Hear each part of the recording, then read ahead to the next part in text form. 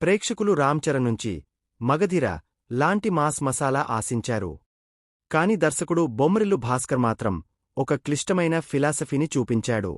అయితే ఆశ్చర్యకరంగా అదే సినిమా ఇప్పుడు రీరిలీజ్ అవుతుంటే థియేటర్లు కిక్కిరిసిపోతున్నాయి.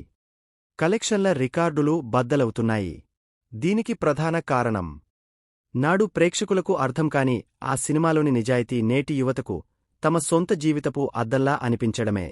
అప్పట్లో లాంగ్ టైమ్ లవ్ ఎప్పటికీ నిలబడదు అన్న హీరో మాటలు చేదుగా అనిపించాయి.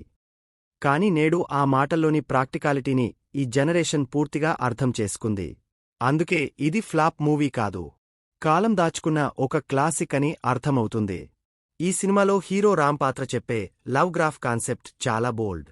నేను నిన్ను జీవితాంతం ప్రేమిస్తాను అని అబద్ధం చెప్పడం కంటే, ప్రేమించినంతకాలం నిజాయితీగా గాగంగా ప్రేమిస్తాను అని చెప్పడం గొప్ప అని ఈ సినిమా నిరూపిస్తుంది. ప్రేమలో ఎమోషన్స్ ఎప్పుడూ ఒకేలా ఉండవని, అవి తగ్గుతూ పెరుగుతూ ఉంటాయని చెప్పే ధైర్యం అప్పట్లో ఏ సినిమా చేయలేదు. నేటి బ్రేకప్స్, సిచ్యుయేషన్షిప్స్ చూస్తున్న యువతకు రామ్ క్యారెక్టరైజేషన్ చాలా దగ్గరగా అనిపిస్తోంది. అబద్ధపు హామీలతో బంధాన్ని లాక్కొచ్చే కన్నా ఉన్నంతకాలం స్వచ్ఛంగా ప్రేమించాలనే పాయింట్ ఈ జనరేషన్ మెంటాలిటీకి పర్ఫెక్ట్గా సింక్ అయ్యింది.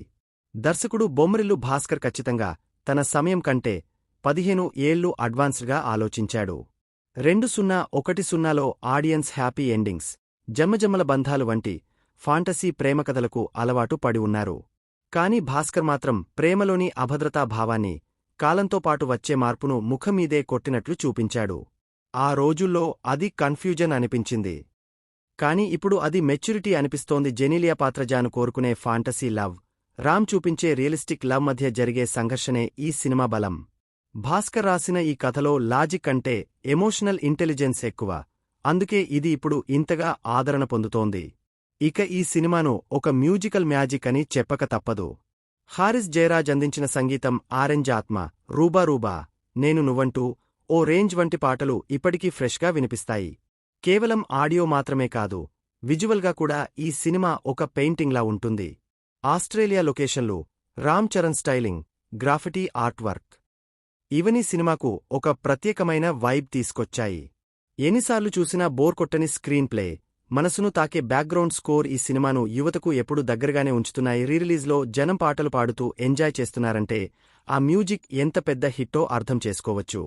చివరిగా చెప్పాలంటే, ఆరెంజ్ నేర్పించిన పాఠ్యం ఏంటంటే, ఒరిజినల్ లవ్ అంటే ఎదుటివారిని మోసం చేయకుండా ఉండటం, మనసులో ఏముందో అది చెప్పడం. ప్రేమిస్తున్నప్పుడు ఆ ఇంటెన్సిటీ ఎంత ఉందో, అది తగ్గినప్పుడు కూడా అంతే నిజాయితీగా ఒప్పుకోవడమే అసలైన ప్రేమ అని ఈ సినిమా చాటి చెప్పింది. ఇది నిరాశ కాదు, ప్రేమను ఉన్నది ఉన్నట్లుగా స్వీకరించే తత్వం. అందుకే 15 ఏళ్ల తర్వాత కూడా రామ్ చరణ్ ఆరెంజ్ ఒక ఓటమిలా కాకుండా, గెలిచిన ఒక అద్భుతమైన ప్రయోగంలా, ప్రేమకు కొత్త నిర్వచనంలా నిలిచిపోయింది. 2 సార్లు కాదు, 10 సార్లు రీ-రిలీజ్ చేసినా కూడా ఆరెంజ్ సినిమాకు అదే ఆదరణ లభిస్తూనే ఉంటుంది. ఫిబ్రవరి 6న విడుదలైన ఈ చిత్రం మరోసారి థియేటర్లలో మ్యాజిక్ చేస్తుంది. అందుకే ఆరెంజ్ టైమ్ లెస్ క్లాసిక్గా మారిపోయింది.